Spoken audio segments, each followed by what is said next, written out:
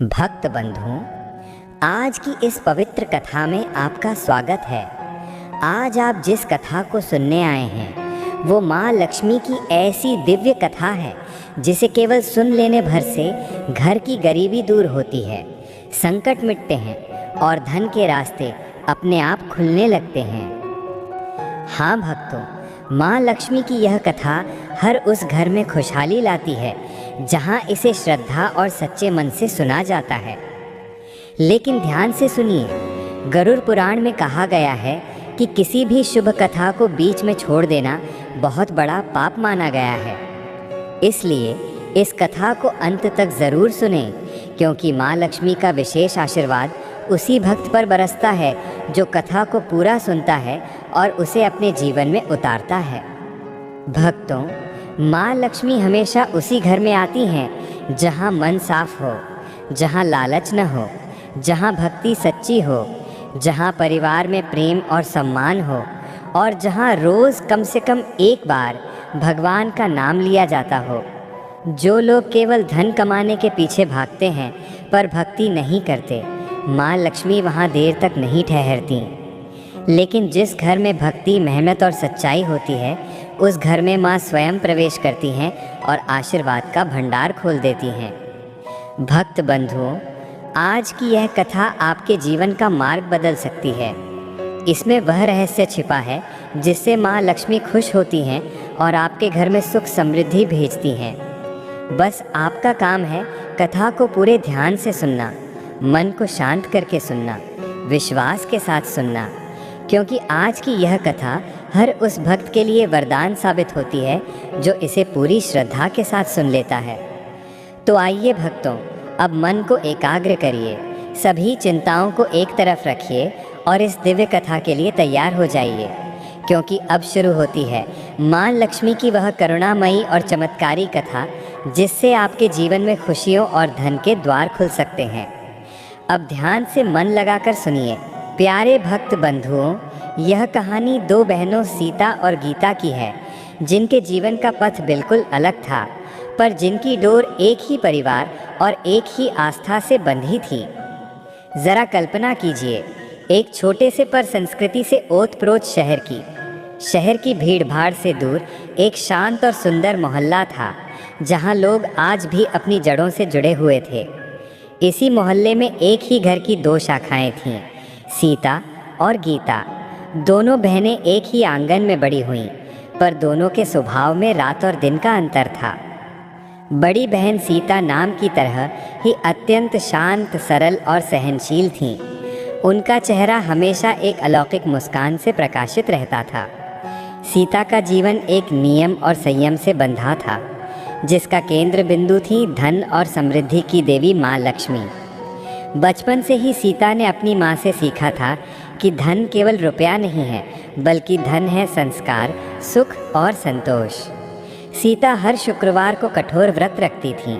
उनकी पूजा में आडंबर बिल्कुल नहीं था, पर उनका भाव इतना गहरा था कि लगता था जैसे वो सचमुच वैकुंठ धाम में माँ लक्ष्मी के चरणों में बैठी हैं। वो अपनी पूजा में कभी धन की मांग नहीं करती थीं। उनकी प्रार्थना हमेशा यही रहती थी कि हे माँ, अगर मेरे घर धन आए तो वह केवल धर्म और सत्य के मार्ग से आए। मुझे ऐसा धन नहीं चाहिए जो रातों रात आए और रातों रात चला जाए। मेरे घर में बस संतोष और सत्य का वास हो। वहीं दूसरी ओर गीता अपने नाम के विपरीत ज़रा चंचल थीं। उनके सपने बहुत बड़े थे, उनकी आकांक्षाएं बहुत तीव्र थीं। उन्हें लगता था कि जीवन में संघर्ष करने के लिए ज़्यादा समय नहीं देना चाहिए, सफलता और पैसा तुरंत मिलना चाहिए। गीता में मेहनत करने की इच्छा तो थी, पर उन्हें सब्र करना नहीं आता था। उन्हें लगता था कि अगर उनके पास बड़ा घर, महंगी साड़ी और ढेर सारे आभूषण होंगे, तभी समाज उन्हें सम्मान देगा। उनके लिए लक्ष्मी का अर्थ सिर्फ दिखावा, वैभव और तेज़ी से आता हुआ पैसा था। दोनों बहनों का विवाह हुआ और उनकी गृहस्थी अलग अलग रास्तों पर चल पड़ी। सीता का विवाह हुआ रमेश से। रमेश साधारण कदकाठी के, पर अपने काम के प्रति अत्यंत समर्पित व्यक्ति थे। रमेश का काम साधारण नहीं था, वो एक अद्भुत कारीगर थे। वो अपने हाथों से पत्थर और लकड़ी को तराश कर देवी देवताओं की सुंदर मूर्तियां बनाते थे। उनके हाथों में जैसे कोई जादू था। जो भी उनकी बनाई मूर्तियां देखता था वो मंत्रमुग्ध हो जाता था। वो अपनी कला को किसी व्यापार से कम नहीं बल्कि साधना मानते थे। रमेश के लिए मूर्ति बनाना सिर्फ कमाई का साधन नहीं था, बल्कि ये उनके आराध्य के प्रति उनका समर्पण था। वो घंटों एकाग्र होकर काम करते थे और उनकी हर मूर्ति में एक जीवंतता दिखाई देती थी। लेकिन कला और साधना में समय लगता है। रमेश का काम धीमा था और उनकी कमाई भी उतनी ही धीमी थी। वो एक मूर्ति बनाने में कई कई महीने लगा देते थे, क्योंकि वो गुणवत्ता से कोई समझौता नहीं करते थे। सीता और रमेश का जीवन सादगी से भरा था, पर उनके घर में हमेशा शांति और संतोष का वास था। उधर गीता का विवाह हुआ माधव से। माधव भी बेहद बुद्धिमान और तेज तर्रार व्यक्ति थे, पर वो थे एक व्यापारी। उनका एक ही लक्ष्य था, तेजी से पैसा कमाना। माधव बाजार के शॉर्टकट जानते थे। उन्हें पता था कि किस सामान की मांग है और कहाँ से सस्ता माल लाकर महंगे दाम पर बेचा जा सकता है। माधव को कारीगरी या कला से कोई मतलब नहीं था। उनका एकमात्र प्रेम था मुनाफा। माधव ने छोटे से व्यापार से शुरुआत की, पर अपनी तेज़ बुद्धि और जोखिम लेने की क्षमता के कारण उन्होंने बहुत तेज़ी से सफलता प्राप्त की। कुछ ही सालों में गीता और माधव शहर के धनी लोगों में गिने जाने लगे। उनके पास बड़ा घर था, कीमती सामान था और समाज में उनकी बहुत पूछ परख थी। जब दोनों बहनें मिलती थीं तो यह अंतर साफ दिखाई देता था। गीता हमेशा सीता को ताने मारती थी। वो महंगी साड़ी और आभूषण पहनकर सीता के साधारण घर जाती और कहती कि दीदी सीता, यह देखो, ये नई साड़ी मैंने विदेश से मंगाई है, और ये हार देखो, इसे माधव जी ने मेरे जन्मदिन पर दिया है। तुम लक्ष्मी माँ की इतनी बड़ी भक्त हो, रोज़ व्रत रखती हो, पर देखो तुम्हारे घर में अभी भी वही पुरानी चीज़ें हैं। रमेश जी को समझाओ, मूर्ति बनाने में क्या रखा है, इसमें पैसा नहीं है। उन्हें कोई तेज़ तर्रार व्यापार शुरू करना चाहिए, जैसे माधव जी करते हैं। सीता अपनी बहन की बातों को सुनकर मुस्कुराती थी। उन्हें गीता पर गुस्सा नहीं आता था, बल्कि दया आती थी। वह जानती थी कि गीता का हृदय प्रेम से ज़्यादा लालच से भर गया है। सीता प्रेम से गीता को बैठाती थी और कहती थी, गीता, रमेश जी जो काम करते हैं वह व्यापार नहीं, वह साधना है। वह पत्थर को तराश कर भगवान को रूप देते हैं। इसमें पैसा भले कम हो, पर इसमें पुण्य बहुत है, और जहाँ पुण्य होता है वहीं माँ लक्ष्मी का स्थायी वास होता है। तुम भी ये ध्यान रखना कि धन का आना उतना ज़रूरी नहीं जितना ज़रूरी है धन का शुद्ध होना। गीता अपनी बहन की इन बातों को गरीबी का ढोंग समझती थी। उन्हें लगता था कि सीता अपनी असफलता छिपाने के लिए ज्ञान की बातें कर रही हैं। वह अपने पति माधव को जाकर और प्रेरित करती थी, माधव जी, सीता दीदी का घर देखकर आओ। मुझे उनसे भी ज़्यादा बड़ा और आलीशान घर चाहिए। मुझे समाज को दिखाना है कि हमारी भक्ति और हमारी मेहनत में कितना दम है। माधव अपनी पत्नी की महत्वाकांक्षा को पूरा करने के लिए अब और भी बड़े दांव खेलने लगे।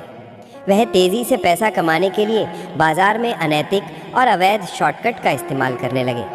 उन्हें लगा कि ईमानदारी से कमाया गया धन तो कछुए की चाल चलता है, जबकि चालाकी से कमाया गया धन घोड़े की चाल चलता है।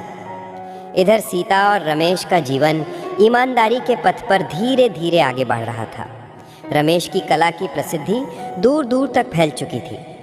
एक दिन उन्हें शहर के एक बड़े मंदिर के लिए भगवान राम की एक विशाल मूर्ति बनाने का ऑर्डर मिला। यह उनके जीवन का सबसे बड़ा सम्मान था।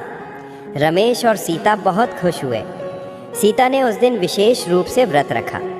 उन्होंने लक्ष्मी जी से प्रार्थना की, हे माँ, ये मूर्ति रमेश जी के जीवन की सबसे बड़ी कलाकृति होनी चाहिए।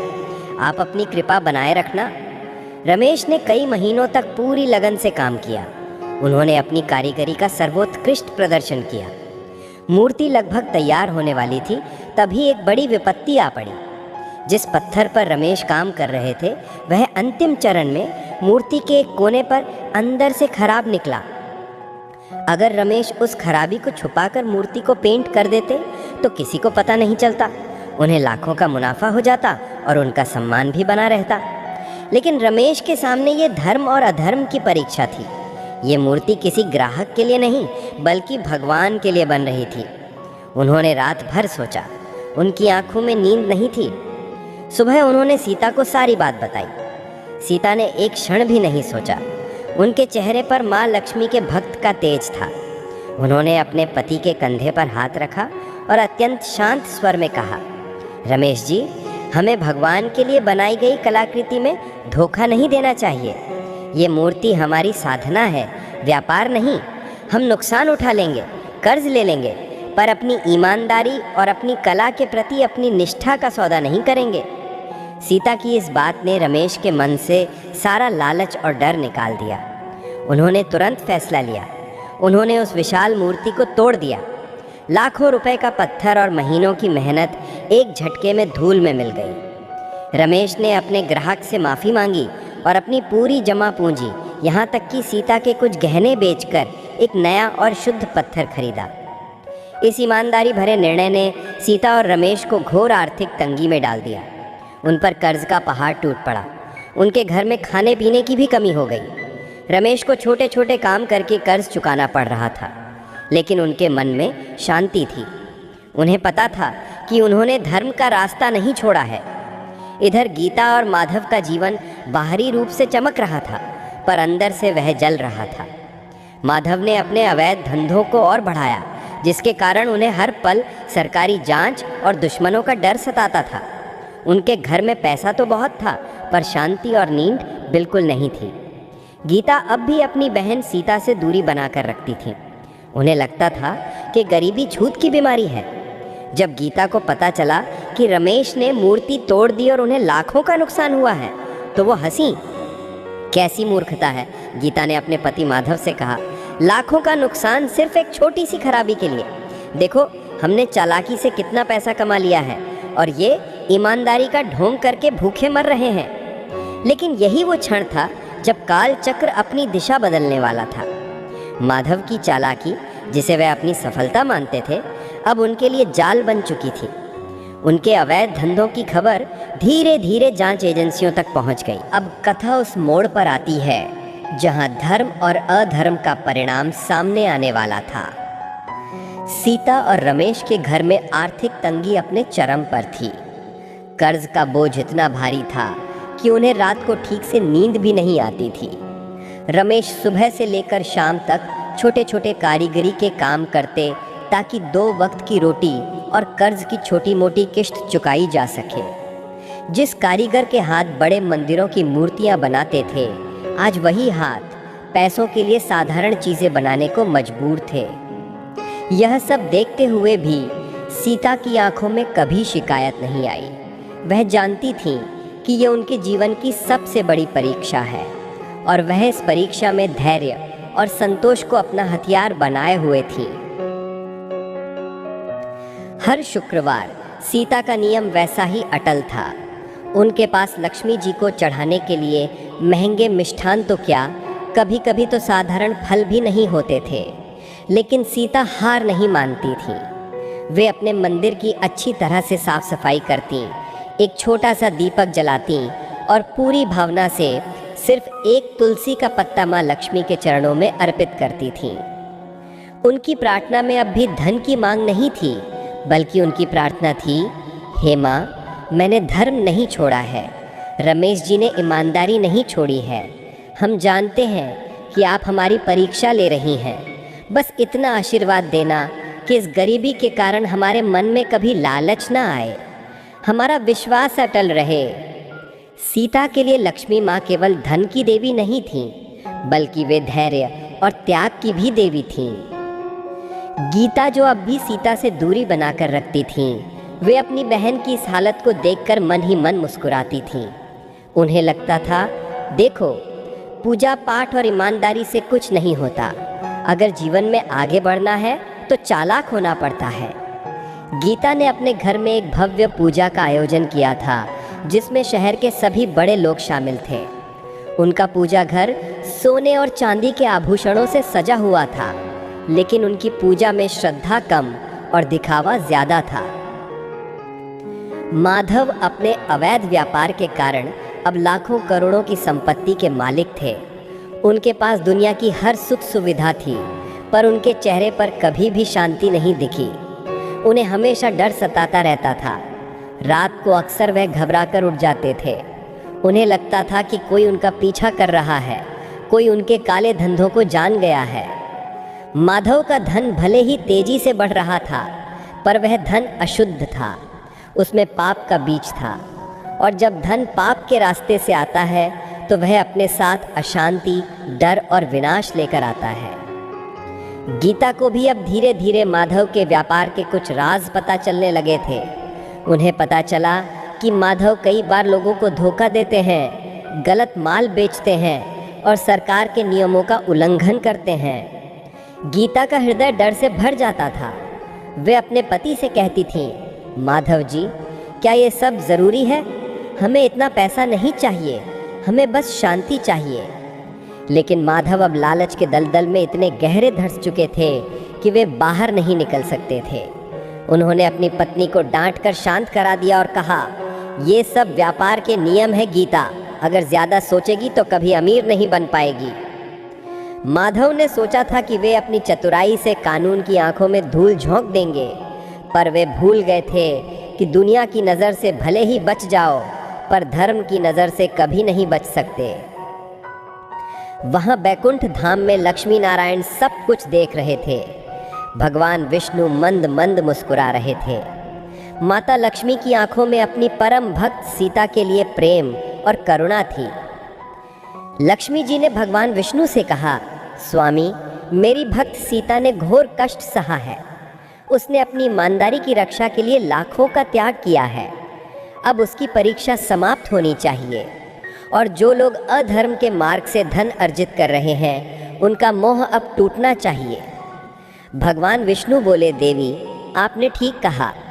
हर व्यक्ति को उसके कर्मों का फल अवश्य मिलना चाहिए। जो धन तेज़ी से आता है वह उतनी ही तेज़ी से जाता भी है। अब समय आ गया है कि माधव और गीता को यह ज्ञान प्राप्त हो कि असली समृद्धि क्या होती है। और बस यहीं से कथा में एक बड़ा तूफान आने वाला था। माधव ने अपने व्यापार को और भी बड़ा बनाने के लिए एक बहुत बड़ा निवेश किया था, जो पूरी तरह से अवैध और जोखिम भरा था। वे आश्वस्त थे कि इस दांव से उन्हें रातों रात करोड़ों का मुनाफा होगा। उन्होंने अपनी सारी जमा पूंजी और बाजार से उठाया हुआ सारा कर्ज इसी एक सौदे में लगा दिया था। लेकिन होनी को कुछ और ही मंजूर था। एक दिन अचानक सरकारी एजेंसियों ने माधव के पूरे कारोबार पर छापा मारा। उनके सारे गोदाम सील कर दिए गए, बैंक अकाउंट फ्रीज कर दिए गए और उनकी सारी संपत्ति को जब्त करने की प्रक्रिया शुरू हो गई। जांच में माधव के सभी अवैध और अनैतिक कार्य सामने आ गए। पूरे शहर में ये खबर आग की तरह फैल गई। वो माधव जो कल तक शहर का सबसे धनी और प्रतिष्ठित व्यापारी माना जाता था, आज रातों रात अपराधी बन गया था। उसके सारे दोस्त और सहयोगी मुंह मोड़कर भाग खड़े हुए। गीता के घर पर यह खबर किसी वज्रपात से कम नहीं थी। जिस वैभव और सुख सुविधा पर गीता इतना गर्व करती थी, वो सब एक पल में उनके हाथों से फिसल गया। उनके घर में पुलिस और जांच अधिकारी भरे हुए थे। उनके कीमती आभूषण, महंगे कपड़े, यहाँ तक कि घर का सारा सामान भी जब्त किया जा रहा था। गीता ने विरोध किया, चिल्लाई, पर कोई सुनवाई नहीं हुई। उनका सारा अहंकार, उनकी सारी अकड़ अब धूल में मिल चुकी थी। माधव, जो कल तक राजा की तरह जीवन जीते थे, आज टूटे हुए बेबस खड़े थे। उन्हें जेल जाने की नौबत आ गई थी। माधव बदनामी और कानूनी कार्रवाई से बचने के लिए शहर छोड़कर भागने कर मजबूर हो गए। जिस शहर ने उन्हें दौलत और शोहरत दी थी, आज उसी शहर में वो छिपते फिर रहे थे। गीता, जिसके पास कल तक नौकर चाकर थे, आज वो बिल्कुल अकेली खड़ी थी। उनके पास अब ना तो पैसा था, ना कोई आसरा। उनके सारे रिश्तेदार और सहेलियां, जिन्होंने कभी उनकी चापलूसी की थी, आज उन्हें फ़ोन तक नहीं उठा रहे थे। गीता को पहली बार अपने जीवन की सबसे बड़ी गलती का एहसास हुआ।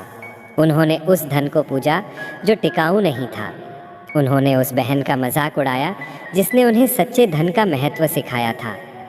भूखी प्यासी, बेसहारा और टूटे हुए मन से गीता अपने पति माधव के साथ उसी दिशा में चल पड़ी जहां उन्हें अंतिम आसरा दिखाई दे रहा था।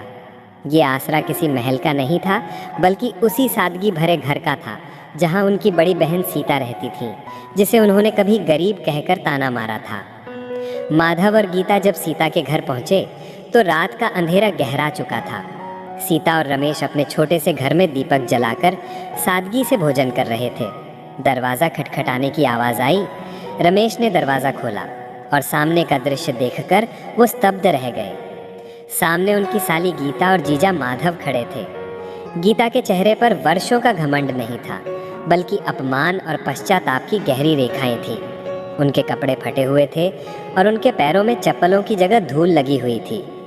माधव का सिर झुका हुआ था, वो पूरी तरह से टूटे हुए हारे हुए लग रहे थे। रमेश ने बिना एक पल सोचे तुरंत दोनों को घर के अंदर आने को कहा। सीता जो दरवाजे की ओर देख रही थी, जब उन्होंने अपनी बहन को इस हाल में देखा तो उनके आंखों से आंसू बहने लगे। वो अपनी जगह से उठी और दौड़कर अपनी बहन गीता को गले लगा लिया। सीता ने कोई सवाल नहीं पूछा, कोई ताना नहीं मारा, कोई शिकायत नहीं की। उनके प्रेम भरे स्पर्श ने गीता के हृदय में वर्षों से जमे हुए अहंकार के बर्फ को पिघला दिया। गीता अपनी बहन सीता के पैरों पर गिर पड़ी और ज़ोर ज़ोर से रोने लगी। दीदी, मुझे माफ़ कर दो, मैंने बहुत बड़ी गलती की। मैंने तुम्हारी सादगी का मजाक उड़ाया, मैंने सच्चे धन को नहीं पहचाना। मैंने अपनी सारी दौलत पाप के रास्ते से कमाई और आज मेरे पास कुछ नहीं बचा। सीता ने गीता को उठाया और अपनी छाती से लगा लिया। उन्होंने कहा, बस कर गीता, हमारे घर में कोई बड़ा या छोटा नहीं है। ये घर तुम्हारा भी उतना ही है जितना मेरा। तुम मेरी बहन हो, बस यही सच है। रमेश और सीता ने उन्हें अपने हाथों से पानी पिलाया और प्रेम से खाना खिलाया। जिस घर को गीता ने कभी गरीब कहा था, आज उसी घर में उन्हें सुरक्षा, प्रेम और शांति मिल रही थी। ये उस धन से कहीं ज़्यादा कीमती था जो उन्होंने खो दिया था। ये एक क्षण था जब माता लक्ष्मी ने अपनी भक्त सीता को सबसे बड़ा पुरस्कार दिया, परिवार का पुनर्मिलन और क्षमा का सामर्थ्य। माधव और गीता ने रात सीता और रमेश के छोटे से घर में बिताई। जिस आलीशान महल में उन्हें नींद नहीं आती थी, आज उस छोटे से सादगी भरे घर में उन्हें वर्षों बाद गहरी शांति मिली। सुबह जब गीता उठी तो उन्होंने देखा कि सीता स्नान करके मंदिर के सामने बैठी हैं और पूरी श्रद्धा से माँ लक्ष्मी की पूजा कर रही हैं। गीता को याद आया, यह वही दृश्य है जिसका वे कभी मजाक उड़ाया करती थी। सीता की पूजा में कोई भव्यता नहीं थी, बस एक दीपक, एक तुलसी का पत्ता और प्रेम भरे शब्द। पूजा समाप्त करने के बाद सीता ने गीता को प्रसाद दिया। गीता जो बड़े बड़े पकवानों की आदी थी, आज उस साधारण प्रसाद में भी एक अलौकिक स्वाद महसूस कर रही थी। यह स्वाद था शुद्धता और संतोष का। गीता ने अपनी बहन के पैर छू लिए। वे रोती रहीं और कहा, दीदी, तुम धन्य हो, तुम सचमुच माँ लक्ष्मी की सच्ची भक्त हो। मैंने तो हमेशा उनके रूप को पूजा, तुमने उनके तत्व को पूजा। मेरे पति के पास करोड़ों थे, पर हमारे घर में कभी यह शांति नहीं थी जो तुम्हारे इस छोटे से घर में है। सीता ने उन्हें प्यार से उठाया और कहा, गीता, यह शांति पैसों से नहीं आती, यह आती है सच्चाई और संतोष से। माँ लक्ष्मी कहती हैं कि जिस घर में झूठ और लालच नहीं होता, वहीं मेरा वास होता है। तुमने जो खोया वह तुम्हारा नहीं था, वह तो पाप का धन था, इसलिए वह चला गया। पर अब हम एक साथ हैं और हम सब मिलकर फिर से शुरुआत करेंगे।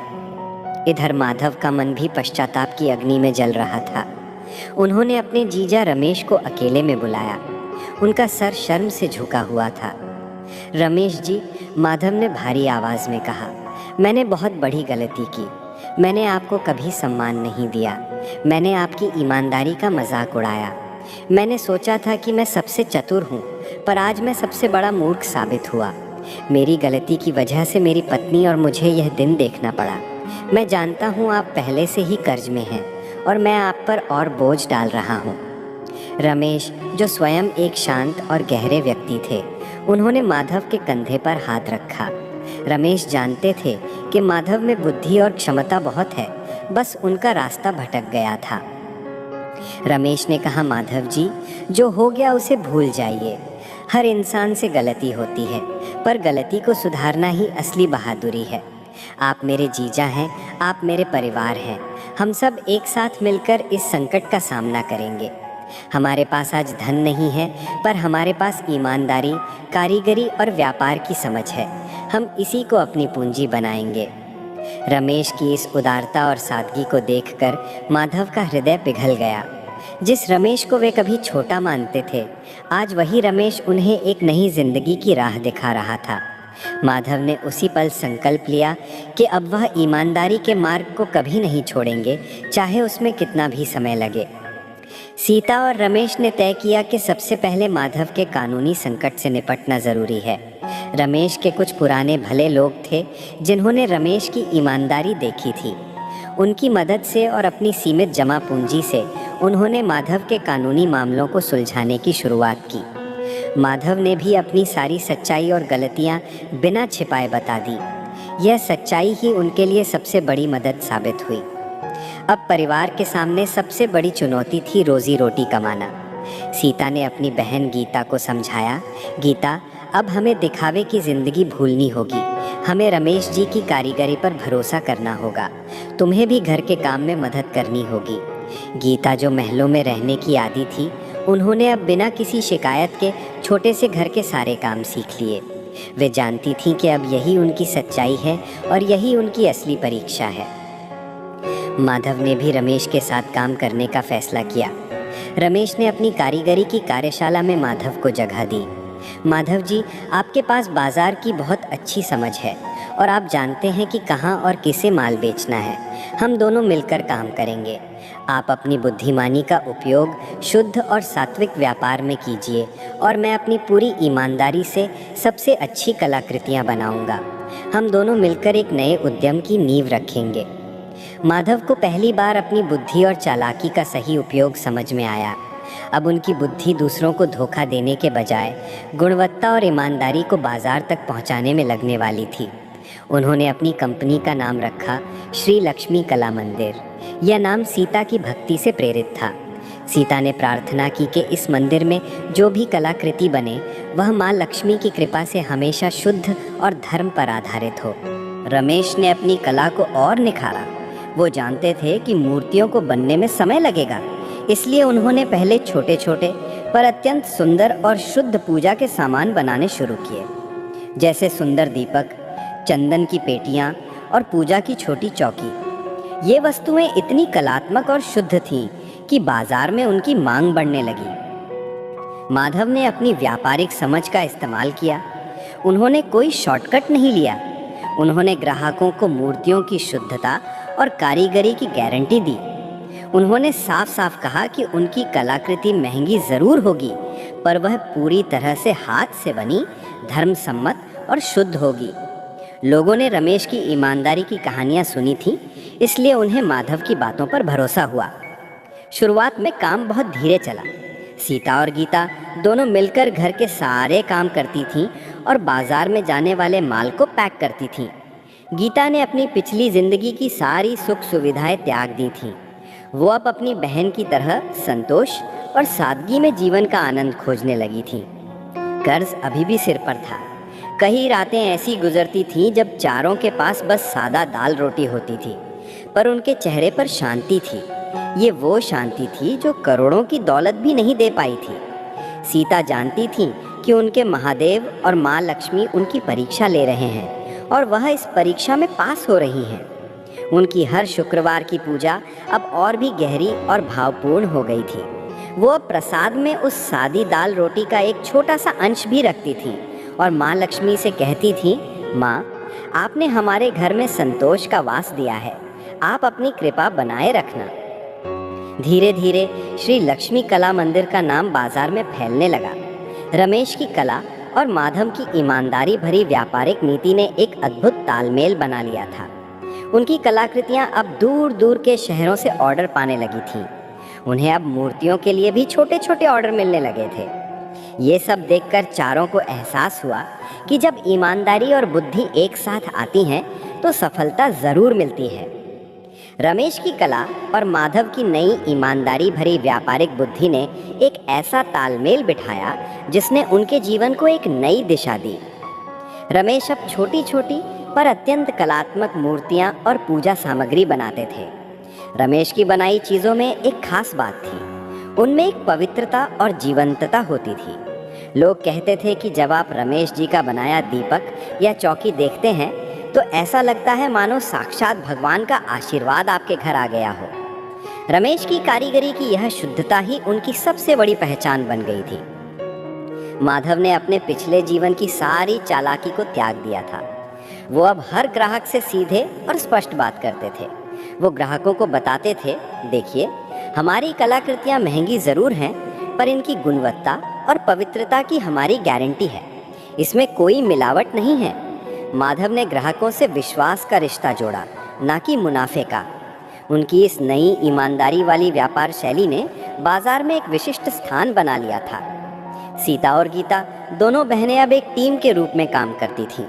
गीता, जो कभी महंगे कपड़े और आलीशान पार्टियां पसंद करती थी, अब सुबह जल्दी उठकर हाथ से बनी कलाकृतियों की सफाई करती, उन्हें करीने से पैक करती और बाजार में बेचने के लिए तैयार करती थी। सीता घर और पूजा का पूरा ध्यान रखती थी। उनकी सादगी और संतोष ने गीता को सिखाया कि जीवन का असली सुख भौतिक चीज़ों में नहीं, बल्कि परस्पर सहयोग और प्रेम में छिपा है। एक दिन जब गीता सुबह के समय काम कर रही थी तो उन्हें रमेश के औजारों के पास राम जी की उस टूटी हुई मूर्ति का एक छोटा सा टुकड़ा मिला, जिसे रमेश ने लाखों के नुकसान के बावजूद तोड़ दिया था। गीता ने वह टुकड़ा उठाया और सीता से पूछा, दीदी, ये उसी मूर्ति का टुकड़ा है ना जिसके लिए आप लोगों ने इतना बड़ा बलिदान दिया था? सीता की आंखें नम हो गईं। उन्होंने कहा, हाँ गीता, रमेश जी ने लाखों का नुकसान सह लिया, पर उन्होंने धर्म नहीं छोड़ा। यह टुकड़ा हमें हमेशा याद दिलाता है कि ईमानदारी ही हमारी सबसे बड़ी पूंजी है। गीता ने उस टुकड़े को अपने माथे से लगाया। उन्हें पहली बार अपनी बहन और जीजा के त्याग की गहराई का एहसास हुआ। गीता ने उसी पल मन ही मन संकल्प लिया कि वह इस परिवार को फिर से समृद्ध बनाएंगी, पर सिर्फ ईमानदारी के रास्ते पर चलकर। रमेश और माधव दोनों लगातार मेहनत कर रहे थे। रमेश की कारीगरी इतनी उत्कृष्ट थी कि उनके छोटे छोटे उत्पाद भी बहुत पसंद किए जा रहे थे। बाजार में श्री लक्ष्मी कला मंदिर का नाम अब धीरे धीरे गुणवत्ता का पर्याय बन रहा था। लोग दूर दूर से रमेश की बनाई हुई चीज़ें खरीदने आने लगे थे। एक दिन माधव को एक बड़े शहर के एक बहुत ही प्रतिष्ठित और प्राचीन मंदिर के ट्रस्टी के फ़ोन आया। ट्रस्टी ने रमेश की कारीगरी के बारे में सुना था। उन्हें अपने मंदिर के जीर्णोद्धार के लिए भगवान शिव की एक विशाल और अति सुंदर मूर्ति की आवश्यकता थी। माधव इस बड़े ऑर्डर को सुनकर उत्साहित तो हुए, पर उन्हें तुरंत अपने पुराने जीवन की याद आई। उन्हें डर लगा कि कहीं लालच फिर से ना आ जाए। उन्होंने तुरंत रमेश को फ़ोन दिया और कहा, रमेश जी, ये ऑर्डर आपके लिए है, आप ही बात कीजिए। रमेश ने ट्रस्टी से शांत भाव से बात की। उन्होंने ट्रस्टी से कहा, देखिए, मैं मूर्ति बना तो दूंगा, पर मेरे काम में समय लगता है। मैं गुणवत्ता से कोई समझौता नहीं करूंगा और मेरी कीमत भी बाजार से ज़्यादा होगी, क्योंकि इसमें मेरी साधना और मेरी पूरी ईमानदारी शामिल है। ट्रस्टी ने कहा, रमेश जी, हमने आपकी ईमानदारी और आपके त्याग की कहानियाँ सुनी हैं। हमें आपके काम पर पूरा भरोसा है। हमें महंगी मूर्ति मंजूर है, पर हमें शुद्ध कला चाहिए। यह सुनकर रमेश और सीता का हृदय गदगद हो उठा। उनकी वर्षों की तपस्या, उनका त्याग अब उन्हें फल देने लगा था। ये सिर्फ व्यापार नहीं था, ये भगवान का आशीर्वाद था। इस बड़े ऑर्डर को पाने के बाद रमेश और माधव दोनों ने और भी ज़्यादा मेहनत शुरू कर दी। यह मूर्ति उनके लिए सिर्फ एक ऑर्डर नहीं था, बल्कि यह ईमानदारी के रास्ते की जीत थी। सीता और गीता दोनों ने घर पर ही इस काम में अपना पूरा सहयोग दिया। सीता हर रोज़ सुबह मूर्ति बनाने की जगह की सफाई करती और उस स्थान को पवित्र रखती थी। उनकी अटूट लक्ष्मी भक्ति अब केवल उनके घर तक सीमित नहीं थी, बल्कि उनकी भक्ति की सकारात्मक ऊर्जा रमेश की कारीगरी में भी उतर रही थी।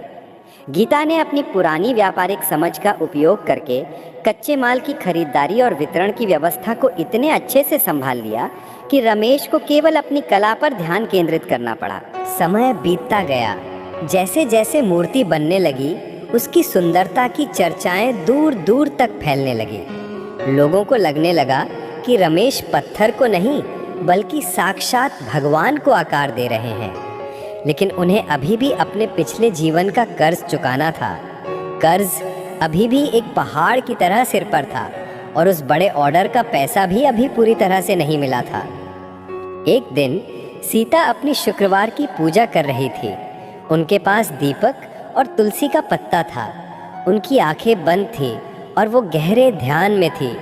उनकी प्रार्थना इतनी गहरी थी कि उस छोटे से कमरे में एक अलौकिक शांति छा गई। अचानक उन्हें महसूस हुआ कि उनके सामने कोई खड़ा है। उन्होंने आंखें खोली। सामने कोई और नहीं बल्कि वो पुराने ट्रस्टी खड़े थे जिन्होंने शिव मूर्ति का ऑर्डर दिया था। ट्रस्टी ने सीता के संतोष और रमेश की तपस्या को देखा था। वो बिना किसी को बताए सीधे उनके घर आए थे। ट्रस्टी ने सीता के चरणों में सिर झुकाया और एक बड़ा लिफाफा उनके सामने रख दिया।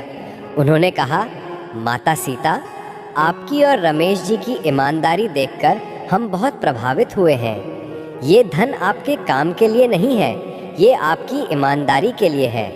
ये हमारी तरफ से आपको दिया गया भक्ति का प्रसाद है जिसे आप अपने पिछले कर्ज चुकाने में उपयोग करें। सीता और रमेश ने जब वो लिफाफा खोला तो उनकी आंखें फटी रह गई। वो इतनी बड़ी राशि थी कि उनके पिछले सारे कर्ज एक झटके में उतर सकते थे। सीता ने हाथ जोड़कर उसी पल माँ लक्ष्मी और भगवान शिव को नमन किया। उन्हें एहसास हुआ कि जब हम धर्म के मार्ग पर चलते हैं तो भगवान हमारी परीक्षा लेते हैं, पर अंत में अपनी कृपा का सबसे बड़ा खजाना हम पर बरसाते हैं। इस घटना ने परिवार को एक नई ऊर्जा दी। अब उनके ऊपर कर्ज का कोई बोझ नहीं था।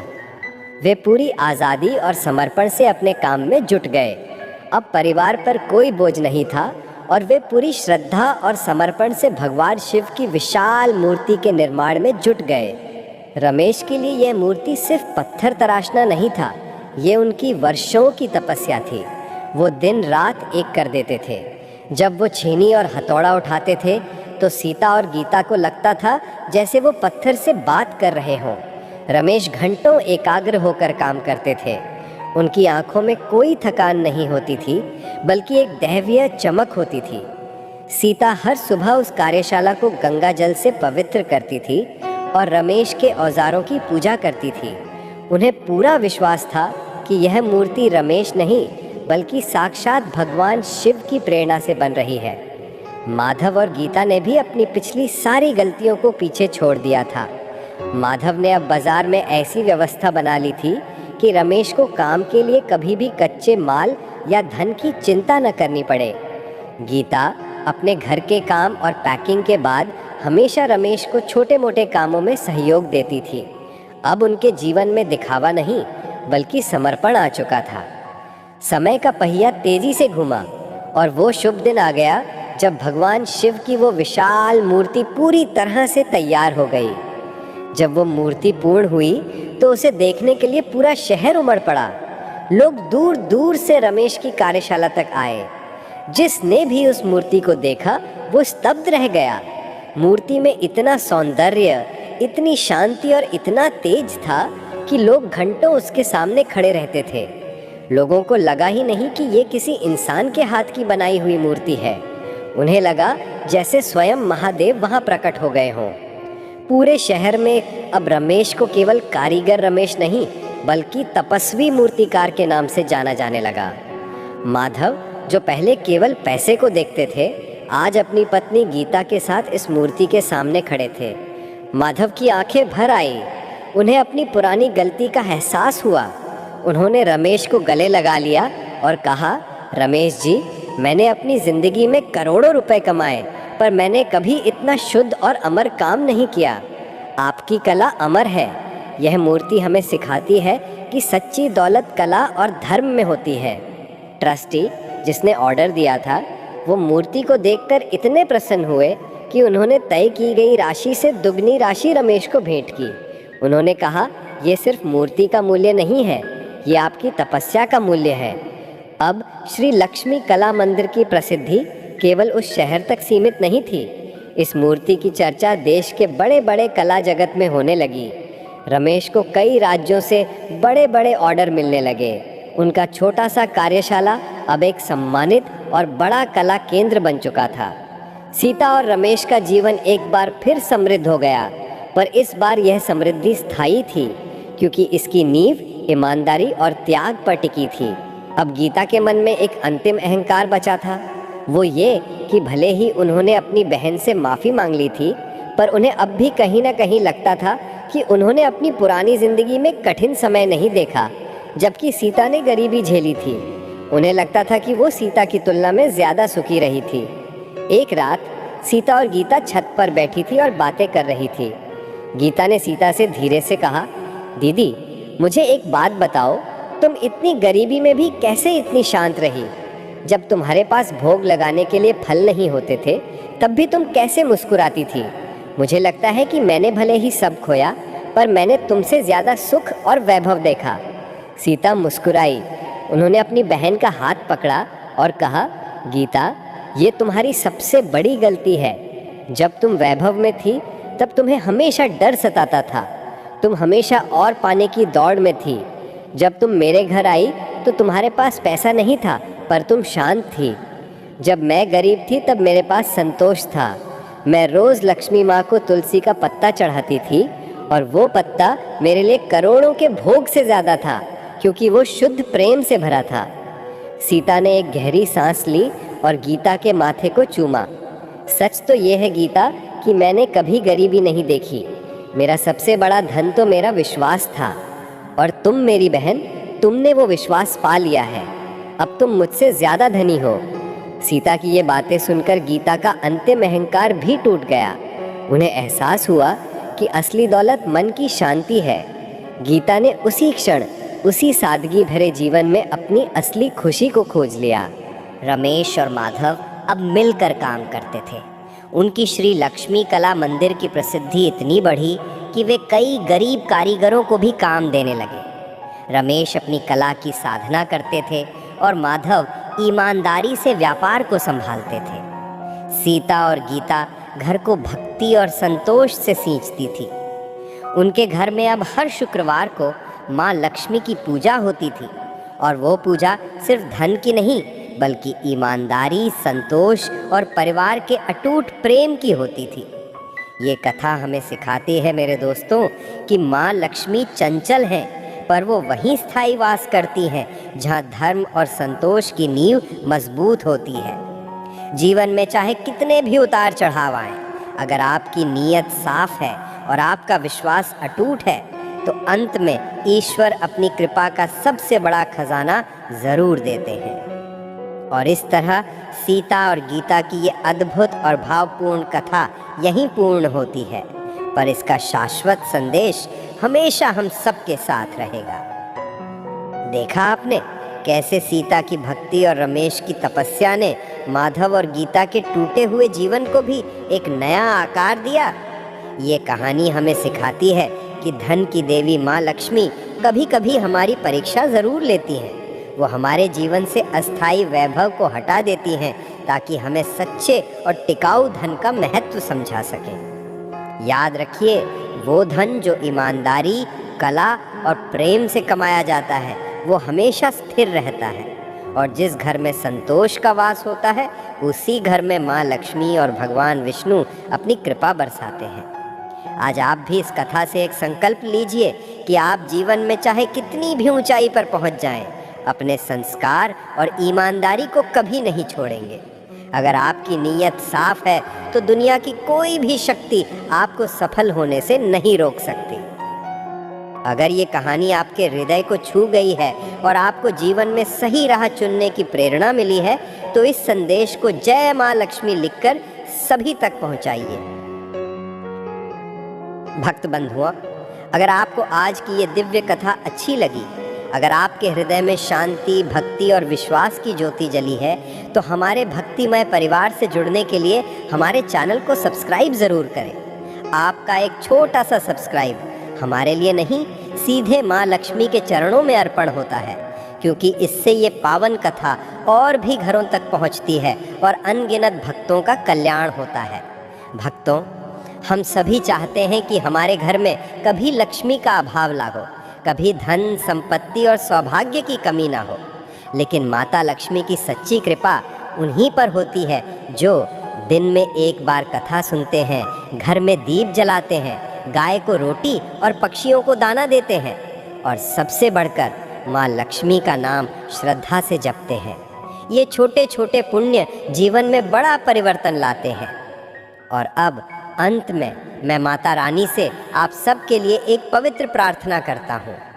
हे माँ महालक्ष्मी, जो भी भक्त इस कथा को श्रद्धा से सुनता है, आपका नाम भक्ति से जपता है, उसके घर में धन की वृद्धि हो, भंडार सदा भरे रहें, कभी दरिद्रता, कमी या चिंता उसके आंगन के पास भी ना आए। माँ, उसके घर में शांति हो, संपत्ति हो, सुंदर सौभाग्य हो और आपके चरणों की कृपा सदा उसके परिवार पर बनी रहे। जय माँ लक्ष्मी।